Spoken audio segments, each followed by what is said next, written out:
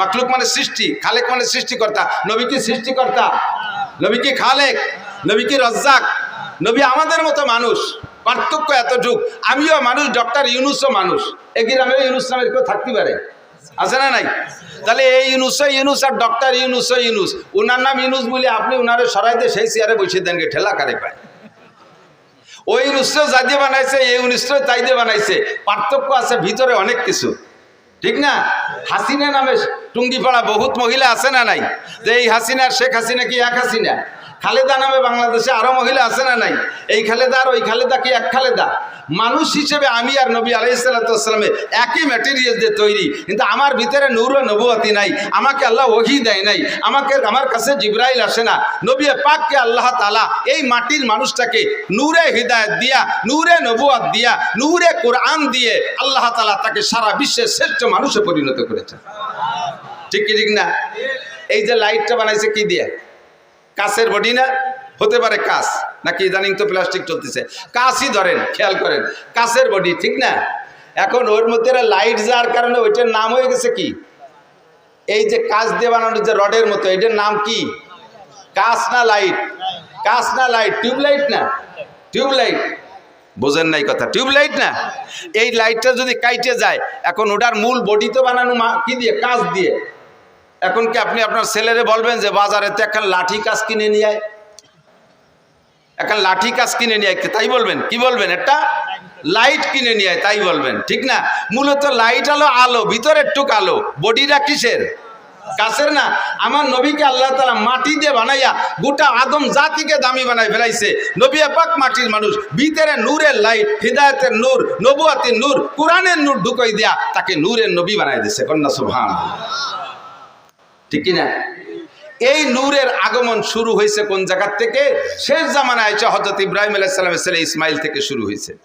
ইসমাইল আলাইহিস সালামের ভিতরে আল্লাহ তাআলা আমাদের নবীর আগমন উপলক্ষে এই নূরে নবুয়তিটা ফোকাস দিয়ে দিয়েছে।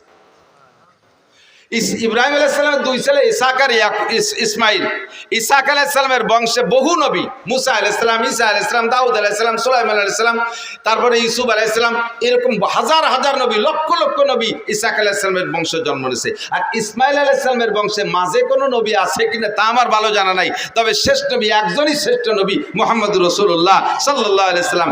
ইসহাক আলাইহিস সালামের বংশে 2.5 লক্ষ নবীও যদি হয়, রসুলও যদি হয়, সব নবী রসুলকে এক পাল্লায় দিলে, আমার নবীকে আরেক পাল্লায় দিলে কোন পাল্লা ভারী হবে? ভয় পাচ্ছেন? কোন নবীরে খাটো করছি না, নবীরা তো অনেক উপরের। তারপরে আল্লাহ তাআলা যদি আমাদের নবীকে দামি বানাইছে, বা দেখো দা বুজুর্গ তুই কিসসা মুক্তাসার, আল্লাহর পরে এই জগতের সবচেয়ে দামি আমাদের নবী মুহাম্মদুর রাসূলুল্লাহ সাল্লাল্লাহু আলাইহি ওয়াসাল্লাম। কথা বলুন ঠিক কি ঠিক না? ইসমাইল আলাইহিস সালামের বংশে জন্ম নিয়েছে আমাদের নবী। আস্তে আস্তে আস্তে আস্তে ইসমাইল আলাইহিস সালাম থেকে নিয়ে প্রায় 30 পুরুষ পরে আইসা হুজুরের আব্বাজি আব্দুল্লাহ রাদিয়াল্লাহু তাআলা আনহু, হুজুরের তাওই, দাদার বাপের নাম কি? দাদার বাপরে কি কয় আমাদের দেশে? তাওই। তাওই কয় না? দাদার বাপ তাওই বাপ, বুড়ো বাবা কয়। দাদির মারে বুড়ো মা, নানির মারে বুড়ো মা অথবা মাওই। তো হুজুরের আব্বা আব্দুল্লাহ, হুজুরের দাদার নাম হুজুরের আব্বা আব্দুল্লাহ, হুজুরের দাদার নাম আব্দুল মুত্তালিব বলে জানি। আর আব্দুল মুত্তালিবের বাপের নাম হাশেম। নাম কি? এই হাশেম হুজুরের চতুর্থ পুরুষ, হুজুর থেকে নিয়ে চতুর্থ পুরুষ। এত সুদর্শন, এত হ্যান্ডসাম পুরুষ ছিলেন, আল্লাহু আকবার। কুরাইশদের নেতা ছিলেন, মক্কার নেতা ছিলেন, কাবাগরের জিম্মাদারি উনার হাতে ছিল। ইয়াং মানুষ, যুবক মানুষ, আল্লাহ। মক্কায় থাকতে উনার আরো কয়েকটা বিবাহ ছিল, সে সময় ততাধিক বিয়ে, এখনো তো সৌদি আরবওয়ালারা অনেক অনেক বিয়ে করে। তো উনার আরো বিবাহ ছিল, আরো সন্তানও ছিল। এই মক্কায় উনার স্ত্রী পরিবার পরিজন রেখে উনি গাজায়, ফিলিস্তিনের যে গাজা না বর্তমানে গাজা, এই গাজায় উনি ব্যবসার নিয়েতে মদিনা হয়ে গাজার দিকে রওনা দিয়েছে। তো মদিনায় যাওয়ার পরে মদিনার বাজারে যখন উনি ঢুকছে, তখন মদিনার বাজার দিয়ে দেখতেছে সবকিছু, তার মধ্যে দেখে পর্দা পুষিত তো নেই, সবই বেপর্দা। এই বেপর্দার ভিতর দিয়ে একটা মহিলাকে দেখলেন, তার চাল চলন, উঠা বসা, হাঁটা, তার কথাবার্তা একটু ব্যতিক্রম, অত্যন্ত শালীন, অত্যন্ত ভদ্র, দারুণ নম্র, একটু লাজুক লাজুক মনে হচ্ছে, অত্যন্ত রূপসী সুন্দরী। এই মেয়েটাকে দেখিয়া হাশেমের নজর পড়ছে, লোক লাগাইছে, দেখো তো এই মেয়েটার অবস্থা কি, মেয়েটা কি বিবাহিতা না অবিবাহিতা, বিবাহিতা হলে বা বিধবা কিনা, তার স্বামী আছে না নাই। লোক লাগায় রায়বার লাগায় দেখা গেল যেই মহিলাটার স্বামী মানে বিবাহিতা মহিলা, 2টা বাচ্চা আছে কিন্তু তালাক প্রাপ্তা, তালাক হয়ে গেছে, বর্তমানে স্বামী নেই। সুযোগ পেয়ে হাশেম প্রস্তাব দিলেন তার কাছে, বলো আমার বাস্তবটা বলো, আমি কোন বংশের, আমি মক্কার মানুষ, আমি কুরাইশি মানুষ, আমি কাবা ঘরের জিম্মাদার, আমি কুরাইশদের নেতা, আমি বর্তমানে এই অবস্থা আছি, ব্যবসা বাণিজ্য আমার অনেক সুন্দর, আমার বাহ্যিক রূপ ও চেহারা দেখো, মেয়েটাকে বলো দেখতে, সে যদি আমাকে লাইক করে পছন্দ করে তাহলে আমি তাকে বিবাহের প্রস্তাব দিলাম, রাজি থাকলে তোমরা আমাদের বিবাহ পড়াই দাও। রায়বার যে সুন্দর করে বলার পরে মহিলা রাজি হয়ে গেছে, আচ্ছা ঠিক আছে আমি বিয়ে বলবো। যথারীতিতে বিয়ে হয়ে গেল। বিয়ে হয়ে যাওয়ার কারণে উনি তাৎক্ষণিকভাবে গাজায় চলে গেলেন না, মদিনায় কয়েকদিন অবস্থান করলেন, শ্বশুর বাড়ি, ওই মহিলার বাপের বাড়ি। সেখানে কয়েকদিন থাকার ভিতর দিয়ে আল্লাহর কুদরতি সিস্টেমে হাশেমের ভিতরে যে নূরে নবুয়তি চমকাচ্ছিল, ওই নূরে নবুয়তি ওই মহিলার গর্ভে চলে গেছে, মহিলা গর্ভধারিণী হয়ে গেছে। গর্ভ হয়ে যাওয়ার পরে উনি ওখানে স্ত্রীকে রেখে উনি গাজায় চলে গেছে, গাজায় ব্যবসা বাণিজ্যের ভিতর দিয়ে ওখানে ওনার ইন্তেকাল হয়ে গেছে, হাশেম আর ফিরে আসতে পারেনি। টাইম হয়ে যাওয়ার পরে মহিলা গর্ভপাত করেছেন, বাচ্চা ডেলিভারি করে দিয়েছেন। ডেলিভারির পর যেই বাচ্চাটা হলো, এই বাচ্চার ভিতরে এবার সেই হাশেমের রূপরেখা নূরে নবুয়তি বাচ্চার মধ্যে চমকাইতেছে। পরিবার পরিজনের সকল সদস্য বাচ্চার চেহারা দিকে মুগ্ধ হইয়া তার নাম রাখতে বাধ্য হয়েছে সাইবাতুল হাম। সাইবাতুল হাম মানে প্রশংসার ডিব্বা, এত চেহারা, এত রূপ, এত সবকিছু দেখে সবাই মুগ্ধ, নাম রেখেছে সাইবাতুল হাম। মায়ের কোলে থাকে, নানা বাড়ি থাকে, থাকতে থাকতে 5-6 বছর যখন বয়স হয়ে গেছে, তখন হাশেমের মক্কা একটা ছেলে ছিল, নাম তার মুত্তালিব। একটু খেয়াল করতে হবে, খুব বোঝার নাম ছিল, তার নাম কি মুত্তালিব। ওই হাশেমের ছেলে মুত্তালিব খবর পাইছে আমার আব্বা মদিনায় একটা বিয়ে করছেন, সেই ঘরে আমার একটা ভাই জন্ম হয়েছে, আমার আব্বা তো গাজায় গিয়ে মারা গেছে, আমার বিধবা মায়ের কাছ থেকে দেখে আমার ভাইটাকে আনা যায় নাকি। মুত্তালিব চলে গেছে মদিনায়, যাইয়ে খবর নিয়ে খুঁজে পেয়ে গেছেন। পাওয়ার পরে বললেন যে মা, আমার ভাইকে আমার কাছে দিয়ে দেন, আপনি কষ্ট করবেন কেন, আমাদের সন্তান আমরা নিয়ে যাই। অনুমতি দিলেন, নিয়ে চলে আসলেন। উটের পিঠি বসাইয়া মক্কা থেকে মদিনা থেকে মক্কা 450 কিলোমিটার, 450 কিলোমিটার 7-8 দিন পর্যন্ত উটের পিঠে বসে আনতে আনতে আনতে যখন মক্কায় ঢুকছে, পিছনে ছোট বাচ্চা একেবারে ধুলায় ধূসারিত হয়ে গেছে, কাপড় চোপড় ময়লা হয়ে গেছে, গুলামের মতো দেখা যাচ্ছে। যখন মক্কায় ঢুকছে, মক্কিরা জিজ্ঞেস করছে মুত্তালিব, তোমার পিছে কে বসা? ওনার পিছে কে বসা? মুত্তালিবের ভাই। এখন যদি বলে পিছনে আমার ভাই বসা, তাহলে ওনার ইজ্জত যায়। যে গুলামের মতো একটা ময়লা নোংরা সিরা কাপড় পরা পোলা, সে ওনার ভাই, এই বলে ওনার ইজ্জত যাবে, বিদায় উনি ভাই বলে পরিচয় না দিয়ে হাজা আব্দি, এটা আমার গুলাম। তো গুলামের মালিক মুত্তালিব হলেন মালিক, আর এইটা হলো সাইবাতুল হাম হলো গুলাম। আরবিতে 2 শব্দের মিলে আব্দুল মুত্তালিব, মানে মুত্তালিবের গুলাম। আসল নাম হলো সাইবাতুল হামদ। সাইবাতুল হামদ হলো হুজুরের দাদা। তো এখন মুত্তালিব পরিচয় দিচ্ছে, এটা আব্দুল মুত্তালিব আমার গুলাম। এরপরে বাসায় নিয়ে ধুয়ে মুছে পরিষ্কার করে কাপড় চোপড় নতুন করে পড়াইয়া তার নামে তারে পরিচিত করে দিতে চেষ্টা করতেছেন, কিন্তু আর কোনোদিনও মানুষ তাকে সাইবাতুল হাম বলে ডাকে না, তারা আব্দুল মুত্তালিবকেই ডাকে। এই আব্দুল মুত্তালিব ধীরে ধীরে বড় হইলে মুত্তালিবের স্থানে, হাশেমের স্থানে চাবি ছিল মুত্তালিবের কাছে, মুত্তালিবের স্থানে এবার চাবি পেয়ে গেছে এই সাইবাতুল হাম আব্দুল মুত্তালিব। কাবাগরের চাবি ওনার হাতে, মক্কার নেতৃত্ব ওনার হাতে, দেখতে সেরকম সুঠম বডির অধিকারী, নুরানি চেহারা তার ভিতরে, নবুয়তি চেহারা তার ভিতরে ফোকাস মারতেছে। এই সাইবাতুল হাম আব্দুল মুত্তালিব এবার বিবাহ করছেন। বিবাহ করার পরে একটা সন্তান হয়েছে হারেস। নাম কি? হারেস। আব্দুল মুত্তালিবের প্রথম সন্তানের নাম হারেস।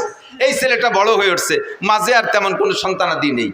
তো এই একটা হারেসকে নিয়ে আব্দুল মুত্তালিব কিতাবাদি পড়ে সন্ধান পাইছে যে কাবাগরের পাশে হযরত ইসমাইল আলাইহিস সালামের পায়ের ধাক্কায় জমজম কূপ হয়েছিল, কালের আবর্তে এই জমজম কূপ বন্ধ হয়ে গেছে। দেখি জমজম কূপ কোথায়, সব কিছু ম্যাপ মানচিত্র মাপিয়ে জমজম কূপের স্থানটা নির্ণয় করে হারেসকে নিয়ে 2 বাপ বেটা গেছে সেই জমজম কূপ খনন করতে।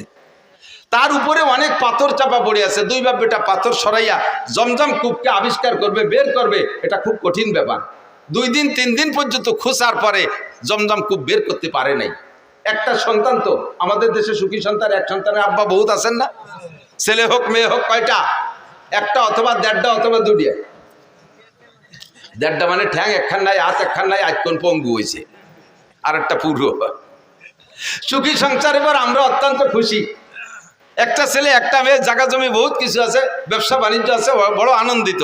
তবে এক সন্তানের বাপ হওয়া অতটা সুখের বিষয় না। সময় সময় এক সন্তানের বাপ মহা বিপদেও পড়ে যায়, কথা কন না কেন? যেই বিপদে পড়ে আব্দুল মুত্তালেব আল্লাহর কাছে মান্নত মানছে। আমাদের দেশের বিপদ কি? আপনার পাশের বাড়িওয়ালা যদি থাকে, পাশের বাড়ি আপনার এক স্বাস্থ্য বাড়ি যদি 7টা ছেলে হয়, 7 ছেলের বাপ, তাহলে যেই বাপের 7টা ছেলে একবারে ঝাঁকা মারিয়ে তাগড়া জুয়ন হয়ে ওঠে, 80 বছরে বাপেরও ফিরে যৌবন ফিরে আসে ছেলেদের শক্তির সাথে সাথে। এরা 8 বাপ বেটা লাইঠেল। আর আপনারা সুখী সংসার 2 বাপ বেটা, সুখী সংসার 2 বাপ বেটা, আর ছেলে মেয়ে নেন নাই। আর উনরা 8 বাপ বেটা, আটখানিক জায়গা নিয়ে পাশের বাড়ি এলাকার সাথে যদি গন্ডগোল লেগে যায়, 2 বাপ বেটা 8 বাপ বেটার সাথে যদি লাগে যায়, এই সুখী সংসার ওই 8 বাপ বেটার সাথে অসুখী সংসারের সাথে যদি পিঠে পিঠি লাগে, মায়ের কারা খাবে? সুখী সংসার মায়ের খেয়ে শুয়ে যাবে না, কথা কয় না? 2 বাপ বেটারে বাল হইয়া 8 বাপ বেটা একেবারে দোড়া চাপের মতো টান টান রাস্তায় শুয়াইতেছে, পুরো মারি ফেলে নাই, মরে নাই। তো বুড়ো এই 80 বছর বয়সে সুখী সংসারের বুড়ো মায়ের খাইয়ে টান টান হইয়া এখন লম্বা লম্বা হাই ছাড়ের গা। আর যদি 2 সাইডে থাকতো তাহলে এরকম জোড়া বাড়ি খাতাম না। আর 2 সাইডে থাকলি জোড়া বাড়ি খাইতাম না। বসছে কোন সময়? যে সময় ওনার পার্স পাতি সব শেষ। আর হাজারো চেষ্টা করলে 2 সাইডের বাপ হওয়া সম্ভব। আল্লাহ যদি দেয় সেটা তার ব্যাপার। অসময় আছে তুমি সুখী সংসারে দুঃখী সংসারে অনুভব করতে পারছো।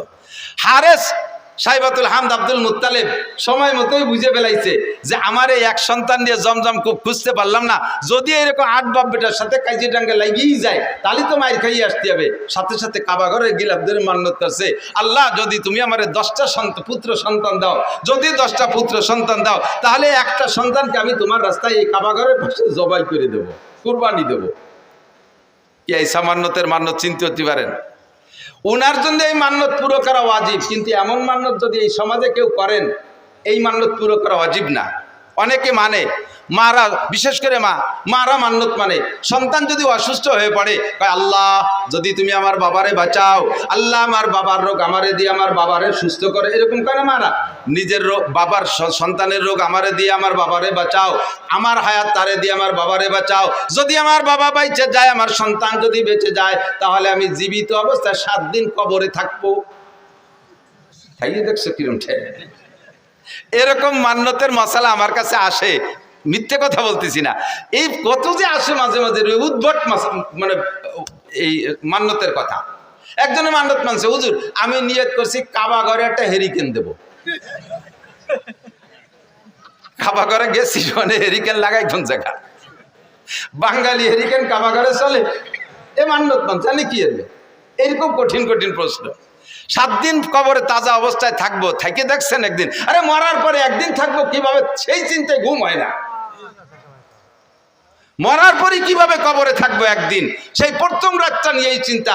কবরের প্রথম দিন, মার রব্বুকা মা দীনুকা ওয়া মান হাযার রাজুলুল্লাযী বুইসা ফীকুম, 3টা প্রশ্নের জবাব আমাকে কবরে থেকে দিতে হবে। 3টা প্রশ্ন হবে আমার জন্য, আমার সামনে। এই 3 প্রশ্নের জবাব না দিতে পারলে আমার খবর আছে। ওই রাতটা, ওই দিনটা, প্রথম দিন কবরের ওই সময়টা নিয়ে চিন্তা করে তাই রাতে বিছানায় পিঠ দিয়ে ঘুম আসে না টেনশনে। যারা চিন্তা করে, কথা কন না ঠিক ঠিক না? যাদের মধ্যে চিন্তা আছে তারা ভয় পায়। আর তাজা 7 দিন কবরে থাকবা, এইরকম মান্যত যদি কেউ মানে, এই মান্যত পুরো করা লাগবে না, তার তওবা করে কিছু সদকা আল্লাহর রাস্তায় দিয়ে দিলে হবে। কিন্তু আব্দুল মুত্তালেবের মান্যত পুরো করা লাগবে, সাইবাতুল হামদের মান্যত পুরো করা লাগবে। 10টা পুত্র সন্তানের দোয়া করেছে আল্লাহর কাছে, আল্লাহ যদি 10টা পুত্র সন্তান দাও, একটাকে আমি তোমার রাস্তায় কুরবানি করে দেব। আল্লাহ টপ টপ করে একের পর এক 10টা পুত্র সন্তান দিয়ে দিয়েছে। জমজম খুব খনন করতে সন্তান লাগবে, এই জন্য 10টা সন্তান চাইছে। কয় বাব্বিটা মিলিয়ে এবার জমজম খুব আবিষ্কার করেও ফেলাইছে। এখন সন্তানকে কুরবানি দাও, কোনটারে কুরবানি দেবে? ভাগ্যক্রমে আস্তে আস্তে 10 নম্বর সন্তান আব্দুল্লাহর ভিতরে, ওই সাইবাতুল হামদের মধ্য থেকে এতদিন অন্য কোন সন্তানের ভিতরে প্রকাশ পায় নাই, আব্দুল্লাহর ভিতরে নূরে নবুয়তি চমকাইছে। 10টার ভিতরে এবার যেটা সবচাইতে সুদর্শন চেহারাওয়ালা, তারে কি হাতে ধরে জবাই দিতে মনে কয়?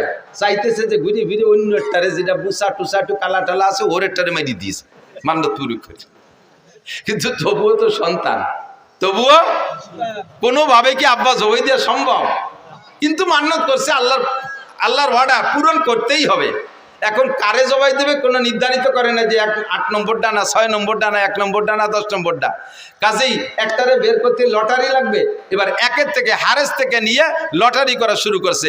যে কয়বার লটারি করছে 3 বার, প্রত্যেকবার আব্দুল্লাহর নাম আসে, যেটারে সবচেয়ে ভালোবাসে, যারে বাঁচায় রাখার জন্য লটারির পদ্ধতিতে গেলেন সেইটার নামই আসে বারবার।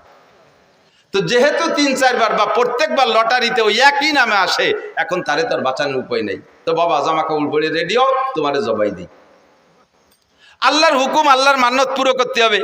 বাস্তব কাজেই ছেলেও কোনো দ্বিমত না করে জি আব্বা চলেন যাই, ছেলেকে নিয়ে গোটগাট করে রওনা দিছে, কাবার পাশে নিয়ে তো জবাই করবে। তো আব্দুল্লাহর বোন, একেবারে উনার মায়ের পেটের যে বোনটা, এই বোনটা বারবার কাঁদতেছে, আব্বা তুমি দরকারে আমারে জবাই দাও, আমার ওই ভাইটারে জবাই দিও না, ও ভাইয়ের মধ্যে কিছু না কিছু আছে, ভাইয়ের ভিতরে অন্য কিছু থাকতে পারে, ভাইয়ের যে চেহারা, আব্বা হাজার হাজার মানুষ তার পাগল, তুমি আমার ভাইরে জবাই না দিয়ে আমারে জবাই দাও। বুনে কাঁদতেছে। কয় মা সেটা তো আসলো না লটারিতে, তোর নামও তো লটারিতে এটা নিয়ে দেখলাম, তাও তো আসে না, কি করবো?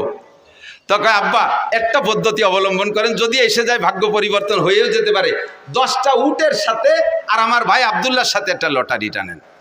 10টা উট আর আব্দুল্লাহ, দুইজনের মধ্যে লটারি টানেন। সেই সময় একজন মানুষকে যদি কেউকে যদি কেউ হত্যা করতো, একজন মানুষের জীবনের বিচার 10টা উট, সেই জন্য 10 উটের সাথে লটারি টানতে বলছে। তো 10 উটে লটারি টানছে, এ জায়গা 10 উটের নামে লটারি আসে নাই, আব্দুল্লাহর নামে শিখেছে। আব্বা তাহলে 20টায় টানেন, 20টে টানছে, তা আব্দুল্লাহর নাম। 30টায় টানেন, তা আব্দুল্লাহর নাম। 40টায় টানেন, তা আব্দুল্লাহর নাম। 90টায় টানেন, তাও আব্দুল্লাহর নাম। কয় যে মা আর বাঁচানো গেল না, আর কত টানবো? কয় যে আব্বা আর শেষবারের মতো 100 উটির সাথে একটা টান দিয়ে দেন। একদিকে 100 উট, আরেকদিকে আব্দুল্লাহ। এই 100 উট আর আব্দুল্লাহর ভিতরে লটারি টানলে এবার 100 উটের নামে লটারি আসছে, আব্দুল্লাহ বাইসে গেছে। বলেন আল্লাহু আকবার। আল্লাহ নবী আলাইহিস সালামকে আল্লাহ তাআলা দুনিয়া আনতেছেন, সবাই টাকা দেন যাবে না, আর দোয়াই দেখছো, গাই দোয়াইছো কোনোদিন? না ফানাইয়ে দোয়ানো যায়, দই টান দিলি বান ছিঁড়ে যায়, দুধ বাইরে।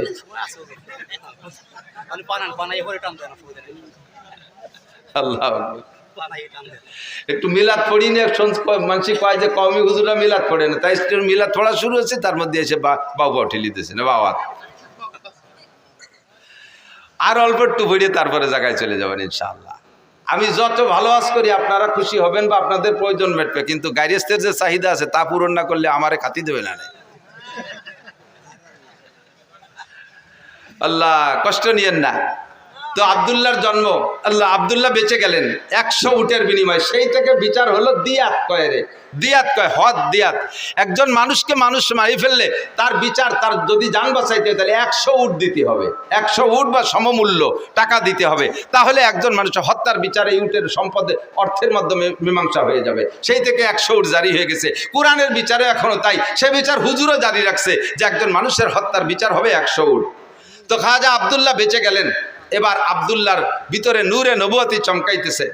যেদিকে যায় সেদিকে মানুষ আব্দুল্লাহর দিকে তাকায় থাকে, যেদিকে যায় সেদিকে নারীর আব্দুল্লাহর দিকে তাকায় থাকে। এবার এই করতে করতে ধীরে ধীরে আব্দুল্লাহর বয়স হয়ে গেছে, বিয়ের বয়স হয়ে গেছে। আব্দুল্লাহকে বিয়ে দেওয়ার জন্য আব্দুল্লাহর বাপ আরো সবাই মিলে চেষ্টা করতেছে, মাইয়ে খুঁজতেছে। খুঁজতে খুঁজতে আব্দে মুনাফের একটা মেয়েটা বড় রূপসী, মেয়েটির নাম আমেনা। এই রায়বারের মাধ্যমে ঘটকালি করে সেই বাড়ি বিবাহের উদ্দেশ্যে আব্দুল্লাহকে নিয়ে চলতেছে। পথিমধ্যে এক এহুদি মহিলা এই আব্দুল্লাহকে দেখা সকলের ভিতরে থেকে ডেকে একটু এদিকে আনছে, ভাই একটু এদিকে আসবেন, ডেকে নিয়ে গেছে। ভাই আপনাকে 100 উট দেবো, আপনি আমার সাথে একটু জীবন দেবেন, আমাকে আপনার বডিটা দেবেন, আপনার দেহটা আমাকে দেবেন, 100 উটের বিনিময়ে রাজি আছেন? আব্দুল্লাহ বলতেছে, সাবধান, আর কখনো ফার্দার এমন চরিত্র নষ্ট হওয়ার কথা বলবা না। আমি জীবনে কোনোদিন আমার চরিত্রে একটা তিল পরিমাণ দাগ লাগাইতে দেই নাই, আমার পূর্বপুরুষের ভিতরে এই বদনাম নাই, আর তুমি এমন নোংরা প্রস্তাব দিচ্ছ আমাকে। ধমক দিছে। মহিলা ভয়তে কথা বলে নাই, কিন্তু মহিলার উদ্দেশ্য খারাপ ছিল না, তার উদ্দেশ্য অন্যভাবে ছিল ভালো। এবার আব্দুল্লাহ চলে গেছেন বিবাহের অনুষ্ঠানে, শ্বশুর বাড়ি চলে গেছে, বিয়ে হয়ে গেছে। আমেনাকে নিয়ে 3টি রাত সেখানে রাত যাপন করে তারপরে যখন ফিরে আসতেছে ওই ইহুদি মহিলার বাড়ির কাছে আসলে এবার ইহুদি মহিলা আবারও আব্দুল্লাহকে ডেকে বলছে, ও ভাই এদিকে আসো, তুমি কোথায় গেছিলে? অমুক জায়গায় গেছিলাম। কি কারণে? বিয়ে করতে গেছিলাম। বিয়ে করছেন? বলে জি করছি। স্ত্রীর সাথে রাত যাপন করেছেন? বলে জি তা করেছি। সব আপনার চেহারায় ফুটে উঠতেছে, যেই নূর নিয়ে আপনি এখান দিয়ে গিয়েছিলেন সেই নূর আর এখন এদিকে আসে নাই, আপনার সেই চেহারা নাই, আপনার সেই নূরানি চেহারা কোনো না কোনো নারীর গর্ভের ভিতরে রয়ে গেছে। যেই গর্ভের ভিতরে রয়ে গেছে সেই গর্ভের সন্তানটা মুহাম্মদুর রাসূলুল্লাহ সাল্লাল্লাহু আলাইহি ওয়াসাল্লাম, নবী পাকের মিলাদ।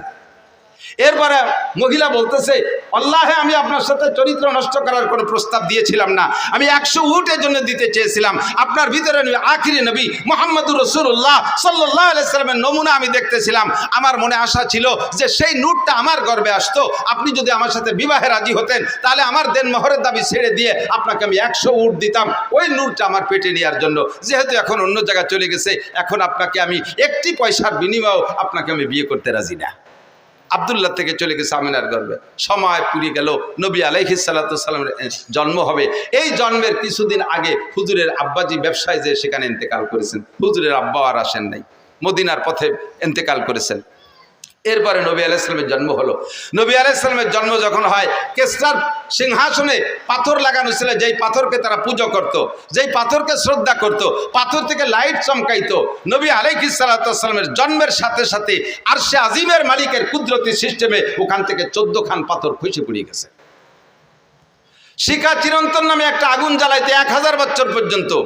নবী আলাইহিস সালামের জন্মের সাথে সাথে এই 1000 বছরের যে শিখা চিরন্তন, যাকে অমুসলমানরা পূজা করত, ধম করে সঙ্গে সঙ্গে নিভে গেছে। আল্লাহু আকবার। আমার নবীর জন্ম হলো দুনিয়ায়, আসমান জমিন সব সুরভিত হলো, ফেরেশতারা নারায়ে তাকবীর দিচ্ছে, জিন্দা যারা টের পাইছে তারা সন্তুষ্ট খুশি হচ্ছে। এভাবে বিভিন্নভাবে নবী আলাইহিস সালাতু ওয়াস সালামের যে মানে ভবিষ্যৎ উজ্জ্বল হবে এটা অনেকেই টের পাচ্ছে, বিশেষ করে ইহুদি আর নাসারারা। লম্বা কিসসা সবটুক বলা যাবে না। নবীর জন্ম হয়ে গেল। নবী আলাইহিস সালাম মায়ের গর্ভে যতদিন ছিলেন, আরে ভাই খেয়াল করেন, মায়ের গর্ভে থাকলে বাচ্চা মাতৃ গর্ভে থাকা অবস্থায় মায়ের একটু বিরক্ত লাগে না? নবী আলাইহিস সালামের মা কখনো বিরক্ত বোধ করেন নাই।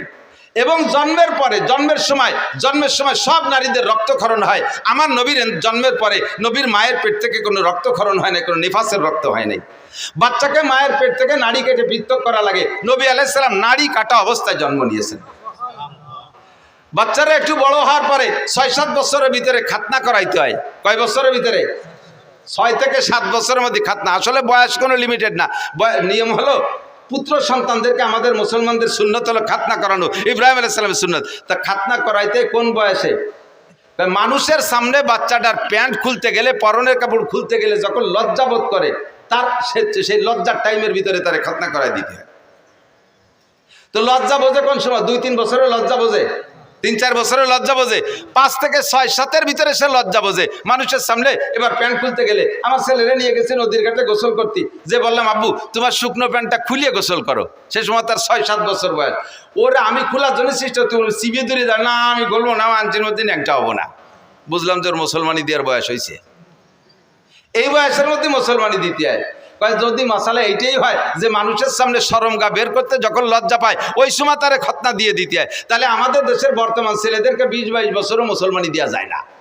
কারণ 5-7 জন গোল হয়ে দাঁড়াইয়ে সেন্টারে দাঁড়ায় পেশাব করে, একে অপরের শরমকে দেখে একটুও লজ্জা পায় না। রাস্তার পাশে দাঁড়াইয়ে চেনটানি দিয়ে আশাইল বাগান ভিজে দিচ্ছে, সেচ দিয়ে দিচ্ছে, একটুও লজ্জা পায় না। কাজেই তাদের আর মুসলমানের বয়স এখনো পর্যন্ত হয় না, তাই নাকি? আমার নবীকে কোন দুনিয়ার মানুষের সামনে তার শরমগা খুলবে না, বিদায় আল্লাহ তাআলা তাকে জন্ম থেকেই এটা হেফাজত করেছে। জন্মসূত্রে নবী খাতনা করা অবস্থায় জন্ম নিয়েছেন। যদি কেউ জন্মসূত্রে কোনো বাচ্চা খাতনা অবস্থায় জন্ম নেয়, আমাকে দেশে পিরির সুন্নত হয়েছে। কোনো পিরির কোনো সুন্নত আছে? এটা কার সুন্নাত? নবীর সুন্নাত। নবী এইভাবে জন্ম নিয়েছিলেন, তোমার বাচ্চাটা সেভাবে জন্ম নিয়েছে। এটা বড় ভাগ্যবান সন্তান হতে পারে, একটু শুকর আদায় করি আলহামদুলিল্লাহ। আল্লাহু আকবার। এরপরে ধীরে ধীরে নবী বড় হইলেন। নবী পাক সাল্লাল্লাহু আলাইহি সাল্লাম যখন 3 মাস বয়স, সেই সময় ওই দেশের নারীদের প্রথা ছিল নিজেদের সন্তানদের দুধ নিজেরা খাওয়াইতো না, অন্য মহিলাকে পয়সা দিয়ে তাকে দিয়ে দুধ খাওয়াইতো। তো হুজুরের আব্বা নেই, হুজুরের গার্জিয়ান হুজুরের দাদা সাইবাতুল হামদ আব্দুল মুত্তালিব, হুজুরের চাচা খাজা আবু তালেব। ইসের থেকে তায়েব থেকে কবিলায় বনি সাদ থেকে তায়েব থেকে এবছর গিয়েছি আলহামদুলিল্লাহ। হজের পরে উমরায় গিয়েছিলাম, আগে পরে কখনো যাইতে সুযোগ পাইনি। কবিলায় বনি সাদ হালিমা সাদিয়ার বাড়ি দেখতে গেছিলাম।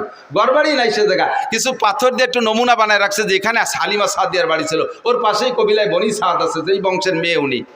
তো দুর্বল গরিব মানুষ, একটা দুর্বল উট নিয়ে গেছে, হাঁটতে পারে নাই, উটেরও স্তন শুকিয়ে গেছে, উটের বাচ্চাও তার মায়ের দুধ পায় না। আর হালিমা সাদিও না খাওয়ার কারণে নিজের স্তন শুকিয়ে গেছে, ওনার একটা বাচ্চা আব্দুল্লাহ, সেও দুধ পায় না। এমতো অবস্থায় গেছে মদিনা মক্কায় একটা বাচ্চাকে কিনে এনে কিছু পয়সার বিনিময়ে তার একটু দুধ খাওয়াবে। হালিমার এই শারীরিক অবস্থা দেখা কোনো পয়সাওয়ালার বা ধনী মানুষ যারা, তারা কেউ নারে বাচ্চা দেয়নি, কেউ নাকে বাচ্চা দেয়নি, একেবারে খালি হাত। অন্যরা সবাই ধনী গণী দেখে দেখে নিয়ে গেছে। আল্লাহ একবার। আর হালিমাকে কেউ দেয় নেই। লাস্টে হালিমা তার স্বামীকে বলতেছে, একেবারে খালি হাতে চলে যাওয়াটা অপমানই মনে হচ্ছে, আর ওই বাচ্চাটাও এতিম বলে তারও কেউ নেই, পয়সা দিতে পারবে না, আমরাও যে অবস্থা বাচ্চাটারও সে অবস্থা, এই অভাবের মধ্যে দিয়ে ওইটি নিয়ে যাই কেমন হয়।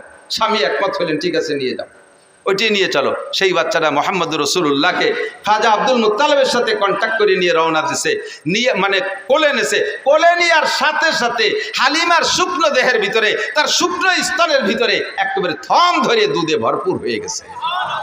বাচ্চাও খাইছে, নিজের বাচ্চাও খাইছে আব্দুল্লাহ, আর নবী পাকও পেট পুরে দুধ পান করছেন।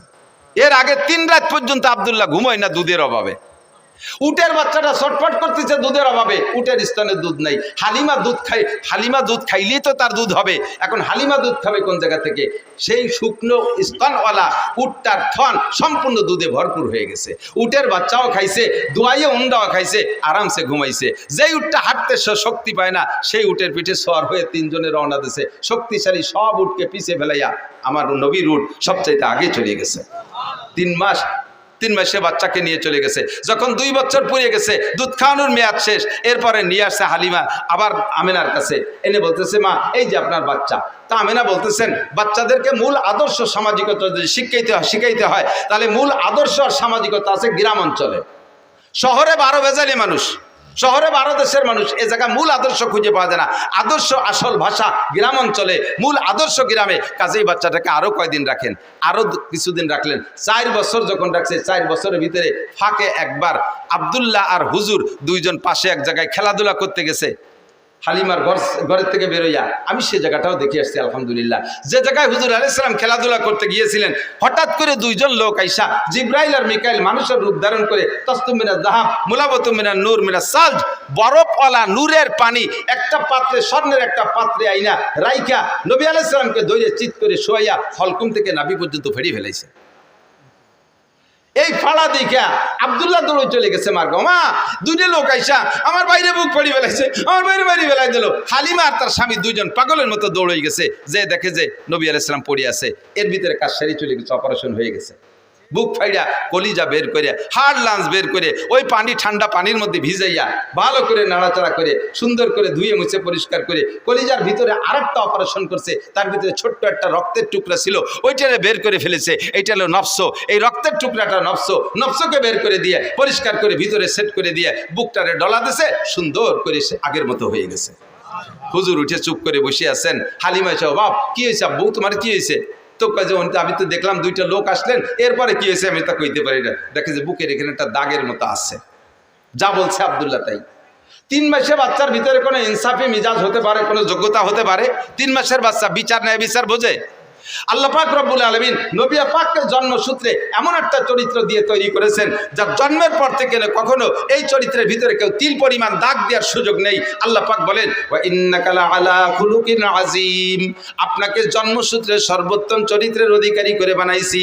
জন্মসূত্রে আপনি ন্যায় বিচারক, জন্মসূত্রে আপনি আখলাকি, জন্মসূত্রে আপনি শিষ্টাচারওয়ালা, জন্মসূত্রে সর্বোত্তম চরিত্রের অধিকারী।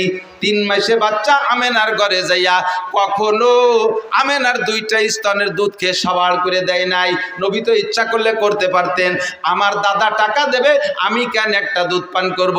2টা দুধ পেট ভরে খেয়ে থাকলে তার ছেলে খাবে, নইলে খাবে না, আমি তো টাকার বিনিময়ে খাবো। আমার নবী ইনসাফি মিজাজে কখনো হালিমার 2টা স্তন খান নাই, সর্বদা একটা স্তন খেয়েছেন। এবং তা কোন স্তন খেয়েছেন? যতদিন দুধ পান করেছেন ততদিন ডান স্তনের দুধ পান করেছেন, কখনো বাম স্তনে চাটা দেয় নাই। বাম স্তনের দুধ হারাম তা না, কিন্তু নবী পাক যে ডানপন্থী নবী, ডানওয়ালাদের নবী, ডানকে নবী ভালোবাসেন, এর প্রমাণ জন্মের পর থেকে প্রমাণ করানোর জন্য আল্লাহ পাক নবী পাকের স্বভাব দিয়েছে জীবন ভরে ডান স্তনের দুধ খেয়েছেন, যতদিন দুধ খাইছেন। আর আব্দুল্লাহ বাম পাশেরটা খাইতেন।